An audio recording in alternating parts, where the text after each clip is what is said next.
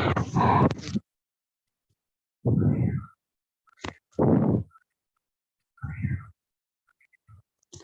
الحمد لله نحمده ونستعينه ونستغفره ونؤمن به ونتوكل عليه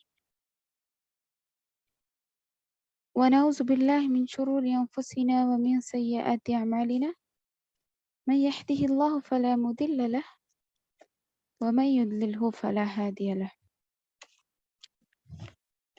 وأشهد أن لا إله إلا الله وحده لا شريك له وأشهد أن محمدا عبده ورسوله أما بعد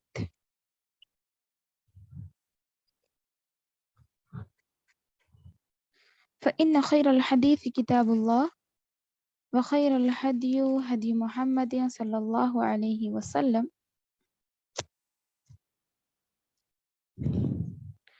وشر الأمور محدثاتها وكل محدثة بدعة وكل بدعة ضلالة وكل ضلالة في النار. فقال الله تعالى في القرآن المجيد وفي الفرقان الحميد فأعوذ بالله من الشيطان الرجيم بسم الله الرحمن الرحيم ورتل القرآن ترتيلا.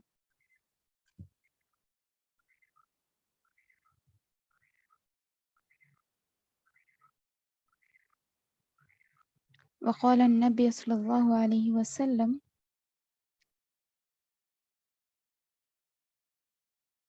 خيركم من تعلم القرآن وعلمه.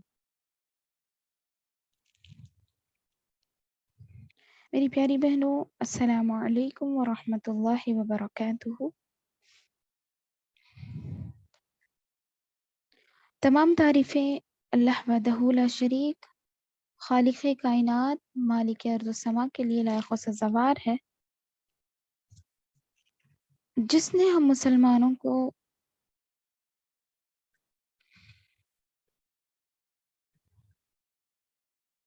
بہت سارے احسانات کے تحت پیدا کیا ہے.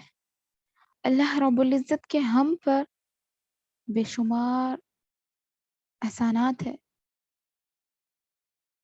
سب سے پہلی چیز جو اللہ رب العزت نے ہمیں دے رکھی ہے وہ ہے ہمارا دل اور دماغ. یہ دل اور دماغ کو ہمارے لیے اللہ رب العزت نے علم حاصل کرنے کے لیے کھول دیا ہے. اللہ نے ہمیں اختیار دے دیا ہے کہ ہم اس سے کچھ بھی کریں. چاہے تو ہم ایک اچھا انسان بن سکتے ہیں اور چاہے تو ہم برے سے برا نیچ انسان بھی بن سکتے ہیں. لیکن اگر میں اور آپ اس کو اچھے کاموں میں لگائیں گے، میں اور آپ اگر اس کو اللہ کی بڑی نعمت سمجھیں گے تو یہ شکر کا ذریعہ بنے گی انشاءاللہ العزیز. اسی طرح اللہ رب العزت کے بعد میں تمام انبیاء کرام پر درود بھیجتی ہوں، خاص کر اپنے آخری نبی محمد صلی اللہ علیہ وسلم پر. اللہم صلی علی محمد وعلی آل محمد کما صلیت علی ابراہیم وعلی آل ابراہیم انک حمید مجید. اللہم بارک علی محمد وعلی آل محمد کما بارکت علی ابراہیم وعلی آل ابراہیم انک حمید مجید. جیسا کہ آپ سب جانتے ہیں ہم کس کلاس میں داخل ہوئے ہیں ابھی؟ کوئی جواب دے؟ تجوید. جی بالکل. معنی پتہ ہے تجوید کا؟ نہیں ہاں میم. کسی کو پتہ ہے آپ میں سے؟ نہیں، ٹھیک ہے. تو علم تجوید تمام علوم سے، جو دنیا کی تمام علوم ہیں ان میں سے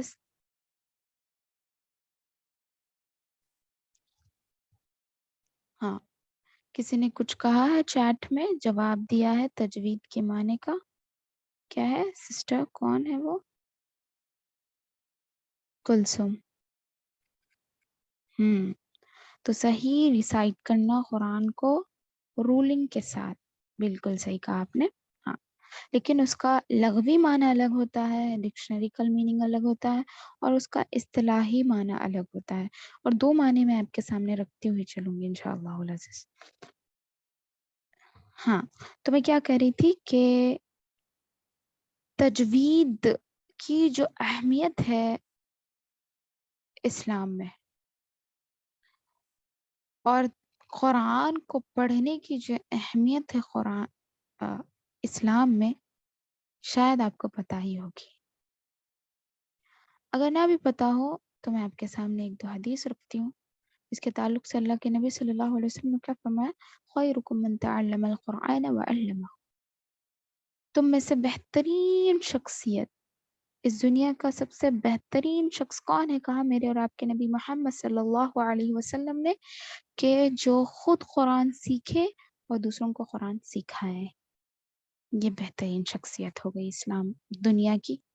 اور اس کے علاوہ اللہ تعالیٰ کیا فرماتے ہیں کہ جو بندہ قرآن کو اٹک اٹک کر پڑھتا ہے اس کے لیے دگنا اجر و ثواب ہے، اور جو شخص قرآن کو تیزی سے، رفتاری کے ساتھ اور اچھے طریقے سے پڑھتا ہے، وہ صدیقین، شہداء اور معزز فرشتوں کے ساتھ ہوگا قیامت کے دن۔ سبحان اللہ۔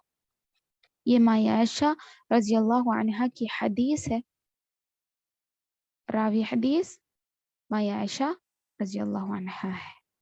اللہ کے نبی صلی اللہ علیہ وسلم نے فرمایا جو شخص قرآن کو اٹک اٹک کر پڑھتا ہے اس کے لیے دگنا اجر و ثواب ہے، ڈبل اجر کا۔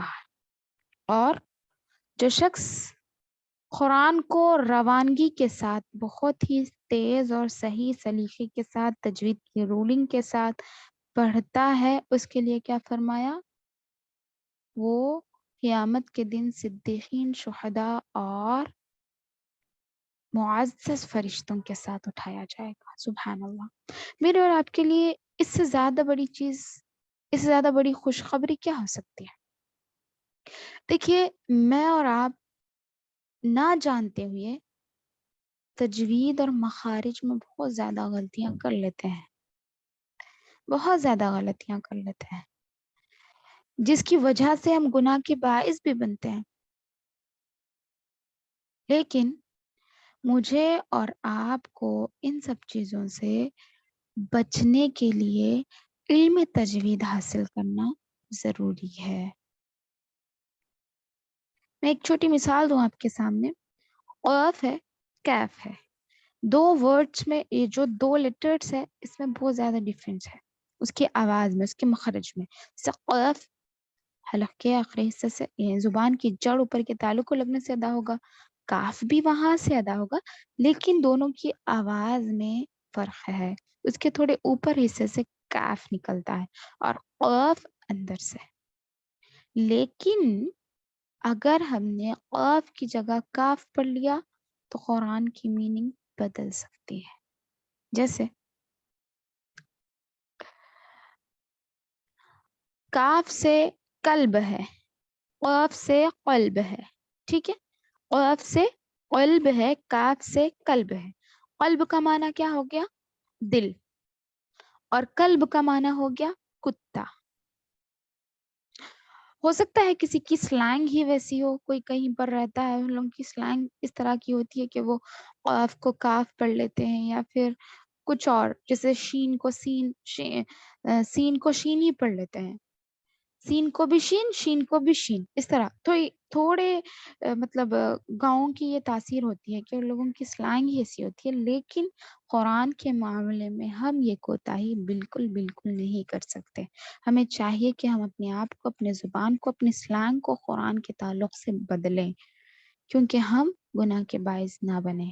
اور دیکھیے، جیسے میں نے کہا قاف اور کاف میں کیا فرق ہے، کہ قاف سے اگر قلب کہیں گے تو دل ہو جائے گا، اور کاف سے قلب کہیں گے تو وہ کتا ہو جائے گا۔ جیسے ایک دعا ہے اللہ کے نبی صلی اللہ علیہ وسلم نے جو ہم کو سکھائی، یا مقلب القلوب ثبت قلبی علی دینک۔ مقلب القلوب، اگر ہم نے کہہ دیا یا مقلب القلوب،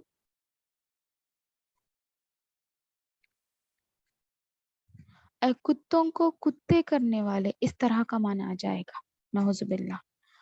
قلب کا معنی، اگر قلب کی معنی لیے تو اے دلوں کو پھیرنے والے، میرے دل کو تیرے دین کی طرف پھیر دے، اس طرح۔ اگر قلب لیں گے تو کتوں کو کتے کرنے والے، اس طرح کے معنی آئیں گے۔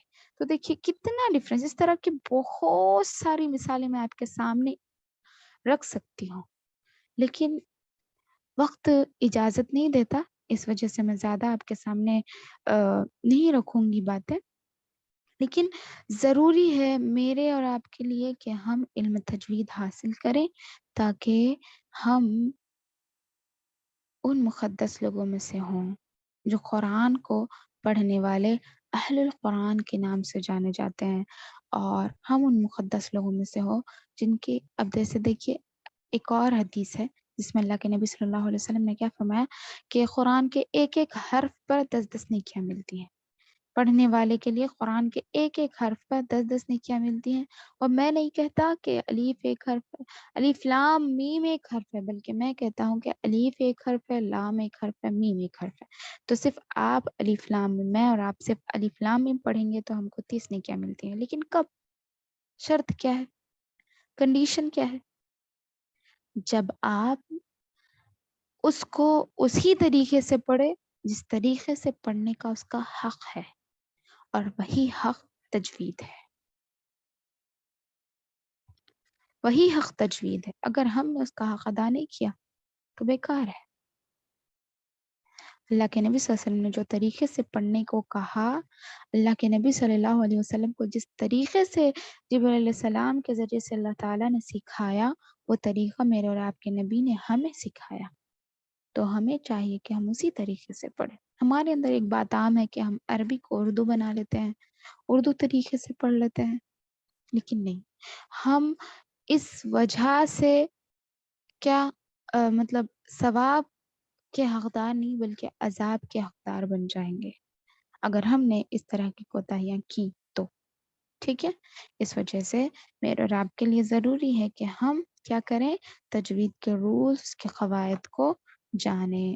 اب دیکھیے تجوید کا معنی جو ڈکشنریکل میننگ ہے، لغوی معنی ہوتا ہے عمدہ کرنا، اچھا کرنا۔ یہ جید سے تجوید بنا، عربی ورڈ جید سے تجوید بنا، یعنی اچھا، عمدہ، جیدن، جدہ سنے ہوں گے آپ لوگ، تو بہت زیادہ اچھا، اس طرح کے معنی میں آئیں گے تجوید، یعنی اچھا کرنا، عمدہ کرنا۔ اور تجوید کی تعریف کیا ہے؟ ہر حرف کو، ہر حرف کو اپنے مخرج کے ساتھ، تمام صفات کے ساتھ ادا کرنا۔ اور اس کا موضوع کیا ہے؟ قرآن کے حروف تہجی، قرآن کے جو حروف تہجی ہے الف سے یا تک، تو اس کو صحیح طریقے سے، یعنی جو مخارج ہے ان مخارج کا استعمال کرتے ہوئے پڑھنا۔ تجوید سیکھنے کی غرض کیا ہو سکتی ہے؟ کہ قرآن کو صحیح پڑھنا جائے اور ہم ثواب کے حقدار بنیں، اور گناہوں سے ہم بچیں، کیونکہ ہم اگر غلط پڑھیں گے قرآن تو ہم بجائے ثواب کے عذاب کے مستحق بن جائیں گے۔ اور تجوید کا فائدہ دونوں جہانوں میں نیک بختی حاصل کرنا، ٹھیک ہے۔ آپ میں اور آپ اب یہاں جمع ہوئے ہیں، میرا کام نے جو اللہ نے مجھے علم دیا ہے میں آپ کو سکھاؤں، اور آپ کا کام ہے اسے سیکھیں، لیکن اس پر نیت میری اور آپ کی کیا ہونی چاہیے؟ کیونکہ ہر عمل نیت پر قبول ہوتا ہے۔ میری اور آپ کی نیت کیا ہونی چاہیے؟ میں صرف اور صرف میرے رب کے لیے، میرے رب اللہ رب العزت کے لیے اس علم کو سیکھ رہی ہوں، تاکہ یہ میرے لیے قیامت کے دن آڑ بنے، یعنی نیکیوں کی ڈھال بنے۔ اس طرح آپ نیت رکھیں اپنے اندر، ٹھیک ہے، انشاءاللہ۔ اور تجوید کا حکم کیا ہے؟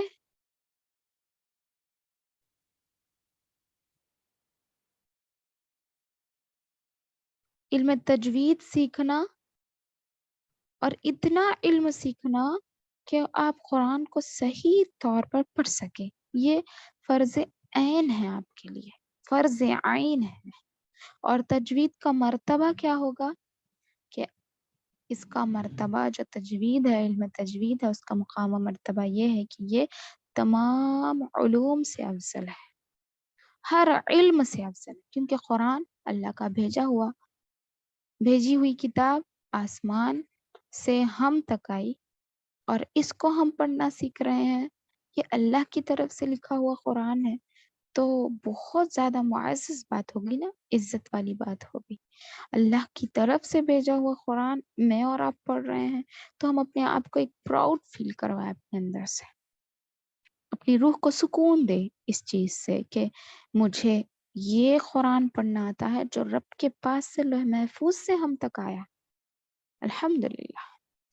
اپنے آپ کو کمتر نہ سمجھے. یہاں پر قرآن کوئی پڑھنا جانتا ہے تو وہ اپنے آپ کو بہت اپنے اندر پراؤڈ فیل کرے، تاکہ میں قرآن کی حامل ہوں. رب العزت نے مجھے اس لائق سمجھا کہ مجھے یہ علم دیا، کیونکہ یہ علم ایسا ہے جو ہمیں قیامت میں کام دے گا.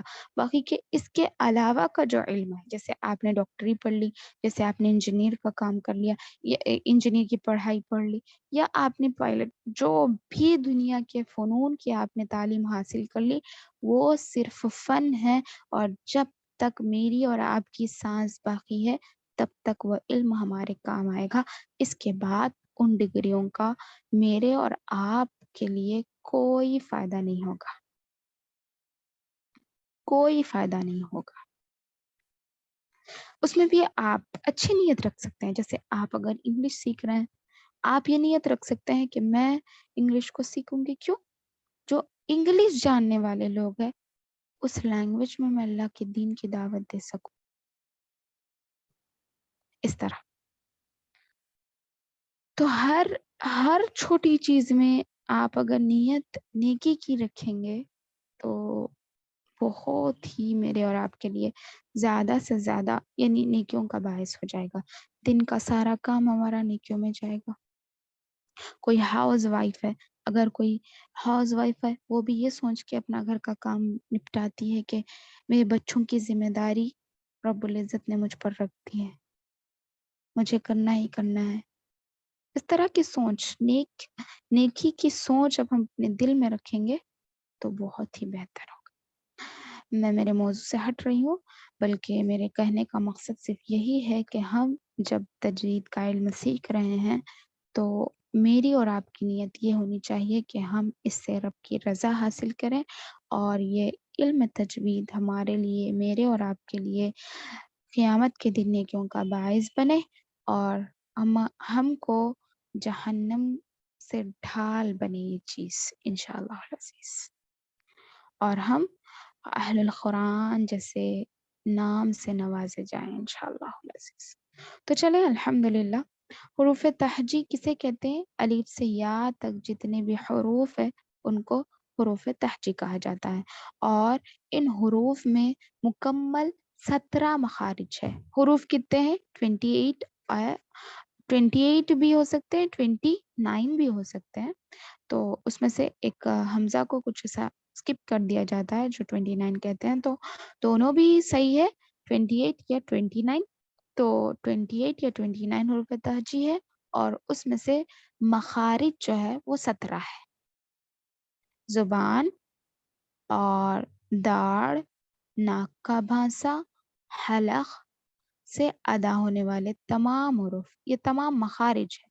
مخرج یعنی نکلنے کی جگہ. مخرج کیسے کہتے ہیں؟ خارجہ عربی ورڈ یعنی نکلنا، نکلنے کی جگہیں. تو کتنی جگہ ہیں؟ ناک ہے، ناک کا بانسا ہے، زبان ہے، دانت ہے، داڑ ہے، اور حلق کا حصہ ہے. یہ تمام حصوں سے ادا ہونے والے پورے مخرج کتنے ہوں گے؟ 17 مخارج ہوں گے. ٹھیک ہے،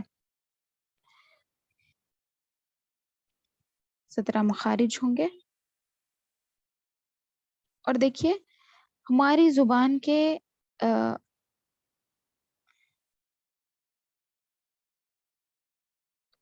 ایک ہوتا ہے جوف، یعنی جو منہ کا کھلا حصہ، منہ کے کھلے حصے کو جوف کہتے ہیں. ایک ہوتا ہے حلق، ایک ہوتا ہے لسان یعنی زبان، ایک ہوتا ہے شفتان یعنی دونوں ہونٹ، ہونٹوں سے ادا ہونے والے حروف.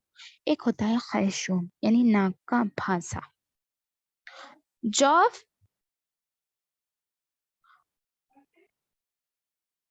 حلق کے دیکھیے 3 حصے ہیں. ایک اقصائے حلق، دوسرا وسط الحلق اور تیسرا ادنائے حلق. ٹھیک ہے. ایک ہوتا ہے حلق کے کتنے حصے ہوتے ہیں، صرف ہم حصے پڑھ رہے ہیں، اس کے بعد اس سے نکلنے والے حروف کیا ہے وہ بھی پڑھیں گے انشاءاللہ. تو ایک سیکنڈ میں آپ کو اسکرین ہی شیئر کر کے بتاؤں.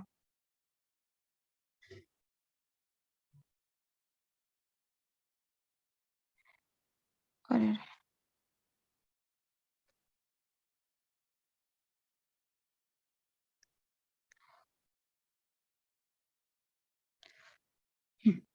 دیکھیں دکھ رہا ہے نا سب کو؟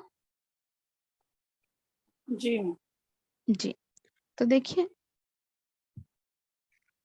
کتنے لیٹرز ہیں عربک کے پورے، جو حروف تہجی جسے ہم کہتے ہیں وہ ہے 29 حروف. ٹھیک ہے. اور مخارج کیا ہے، حلق سے نکلنے والے یعنی مخرج جو جتنے ہیں وہ ہے پورے 17. ٹھیک ہے. اور یہ دیکھیے یہاں پر آپ کو کہاں سے کون سے حرف نکل رہے ہیں اس کا بہت اچھا نقشہ کھینچا بتایا جا رہا ہے. ٹھیک ہے. نون میم ہونٹوں سے ادا ہوتے ہیں، نون میم. اور اسی طرح واو پا با، یہ والے حروف شفتین کہے جاتے ہیں، اس کو کہتے ہیں. اور مخرج یعنی جمع مخارج، مخرج یعنی نکلنے کی جگہ اور اس کی جمع مخارج. جیسے میں نے کہا منہ میں اپنے پورے 5 ایریا سے، جوف یعنی منہ کا کھلا حصہ، حلق یعنی اپنا حلق جیسے ہم حلق کہتے ہیں، لسان یعنی زبان، اور شفتان یعنی ہونٹ، خیشوم یعنی ناک کا بھانسا، جو یعنی ناک سے جس کی آواز نکلتی ہے. اور حلق کے 3 حصے ہیں. حلق کے 3 حصے، ایک ہے اقصائے حلق. اقصائے حلق یعنی حلق کا اوپری اندرونی حصہ، آخری حصہ. اقصائے حلق حلق کا آخری حصہ، جہاں سے ہمارا یعنی پیٹ شروع ہوتا ہے اس کے نیچے والا ہے، اس کے اوپر والا، پیٹ کے تھوڑے اوپر والے حصے کو اقصائے حلق کہتے ہیں. جیسے حمزہ ہ، اس سے 2 حروف نکلتے ہیں. یہ حروف انشاءاللہ ہم پڑھیں گے نیکسٹ کلاس میں. اور دوسرا ہے وسط الحلق یعنی حلق کا درمیانی حصہ. حلق کا جو بیچ کا حصہ ہوتا ہے اسے وسط الحلق کہا جاتا ہے. اور تیسرا ہے ادنائے حلق. ادنائے حلق یعنی حلق کا ابتدائی حصہ، جو starting part of the tone.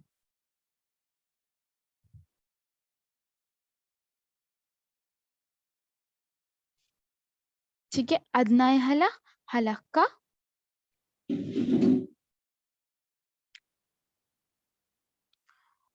کا ابتدائی حصہ، حلق کا ابتدائی حصے کو ادنائے حلق کہتے ہیں. اور یہ مخرج نمبر 5 اور یہ بتایا جا رہا. اب یہاں دیکھیے آپ نیچے لسان یعنی زبان کے جو حصے ہیں وہ بتائے جا رہے. اقصائے لسان یعنی زبان کا لاسٹ حصہ، وسط اللسان یہاں دیکھیے زبان کا آخری حصہ، جو یہاں پر آپ کو یلو کلر میں بتایا جا رہا، زبان کا آخری حصہ. پھر وسط اللسان یعنی زبان کا درمیانی حصہ، زبان کا بیچ کا حصہ. اور حافت اللسان یعنی زبان کی سائڈس، زبان کے جو سائڈس ہیں نا، کروٹیں جسے ہم کہیں گے. تو یہ کیا ہو گئے، حافت اللسان زبان کے سائڈس. اور طرف اللسان یعنی زبان کی نوک والا حصہ. جو یہاں پر گرین مارک کر کے آپ کو بتایا جا رہا، طرف اللسان اسے کہا جاتا ہے، طرف اللسان. جیسے ہم نے حلق کے حصوں میں کیا پڑھا، اقصائے حلق، وسط الحلق، ادنائے حلق، اسی طرح زبان کے حصوں میں اقصاء اللسان، وسط اللسان، حافظ اللسان اور طرف اللسان. ٹھیک ہے، یہ ہو گئے زبان کے حصے. اور دانت کے بھی حصے ہیں، ہونٹ، ہونٹوں سے ادا ہونے والے حروف بھی 4 ہے، جیسے با، فا، واو، میم. تو آپ لوگوں کو یہ حلق کے حصے اور زبان کے حصے یاد کرنا ہے. اور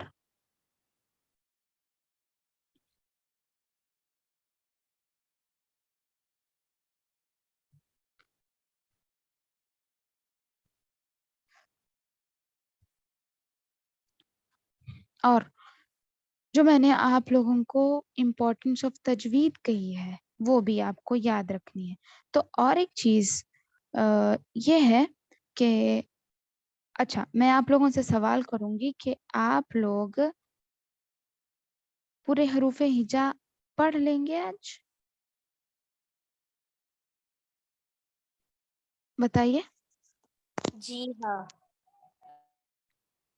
حروف ہجا پڑھ لیں گے.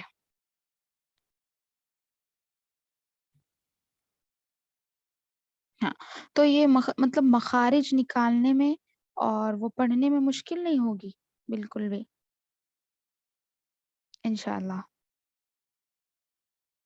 اگر آپ لوگ تیار ہیں تو میں انشاءاللہ آگے پڑھانے کی کوشش کروں گی، یا پھر آپ لوگ حلق کے حصے، زبان کے حصے یاد کر لیجیے. تھوڑا تھوڑا دینے کا میرا مقصد صرف اس لیے ہے، میرا مطلب یہ ہے کہ آپ لوگ اچھے سے پریکٹس کر سکیں اور آپ سمجھ سکیں کہ یہ حصہ یہ حصہ یہ. ابھی جو میں نے آپ لوگوں سے PDF شیئر کیا وہ میں انشاءاللہ گروپ میں شیئر کروں گی، آپ لوگ اس سے بھی کر سکتے ہیں انشاءاللہ. ٹھیک ہے جی. تو یہاں پر دیکھیے، ہم میں سے کچھ لوگ تجوید سیکھے ہوئے ہیں اور کچھ لوگ نیو اسٹوڈینٹس بھی ہیں.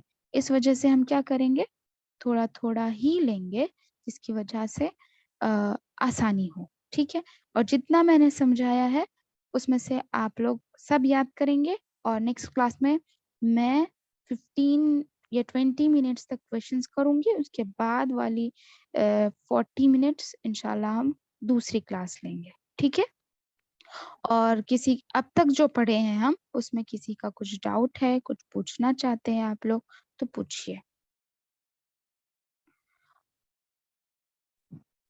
السلام علیکم میم. وعلیکم السلام ورحمۃ اللہ جی وبرکاتہ. میں طیبہ بول رہی میم، طیبہ سفیان. میم سوری میم، ایکچولی میری کلاس مس ہو گئی. ابھی میرے پاس لائٹ نہیں تھی، میرے پاس ڈیٹا بھی نہیں تھا. سو ابھی میں جوائن کری جسٹ فیو منٹس. سو میرے کو کیا اس کا ریکارڈنگ مل سکتی میم؟ جی آپ کو ہاں گروپ میں ہاں ہے ریکارڈنگ مل گروپ میں. جائیں گی. ہاں گروپ میں جی ہے نا، آپ انشاءاللہ ریکارڈنگ آپ کو مل انشاء جائے اللہ. ہاں میم گی. تھوڑا ویسے سا بھی کچھ زیادہ نہیں پڑھے، صرف انٹروڈکشن دیے ہم، تجوید ہاں کی امپورٹنس پڑھے، جی تجوید جی کسے کہتے ہیں وہی معلوم کیے، کچھ زیادہ جی نہیں پڑھے. اور میں آپ اچھا کو انشاءاللہ گروپ میں یہ والا PDF بھی جزاک اللہ شیئر میم. کر دوں گی جو میں نے آپ کے سامنے شیئر کیا ابھی، تو آپ اس سے اوکے بھی اوکے کچھ ریفر کر سکتے ہیں انشاءاللہ. انشاء اللہ میم. میم نیکسٹ کلاس کب کریں گے میم اس کی؟ تھرسڈے رہیں گی، کل نہیں پرسوں. جی، انشاء ایوری اللہ میں. ٹیوزڈے اینڈ تھرسڈے تجوید کی کلاس ہوگی، every okay ma'am. Tuesday and Thursday 7 to 8 PM okay ma'am. Okay thank you ma'am. انشاءاللہ. جزاک اللہ خیر. آمین ویا کی. Okay thank you. جی اتنا ہی انشاءاللہ کافی ہے، کیونکہ آپ میں سے کچھ نئے اسٹوڈنٹس ہیں اور کچھ پرانے بھی ہیں. تو پرانے اسٹوڈنٹ سے میری گزارش ہے کہ آپ لوگ اور آگے پڑھ کے آنے کی کوشش کیجیے، کیونکہ میں PDF بھی شیئر کر رہی ہوں آپ کے ساتھ.